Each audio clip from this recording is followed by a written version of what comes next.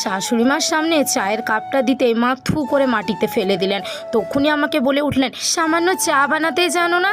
চায়ে নুন দিতে হয় না, চিনি দিতে হয়? কেন গো, তোমার বাপ মা তোমাকে কিচ্ছু শিক্ষা দেয়নি? এত বড় ধাড়ি মেয়ে হয়েছো, লোকের বাড়িতে বিয়ে হয়ে এসেছো, এগুলো একটু শিখে রাখা তো দরকারই ছিল না।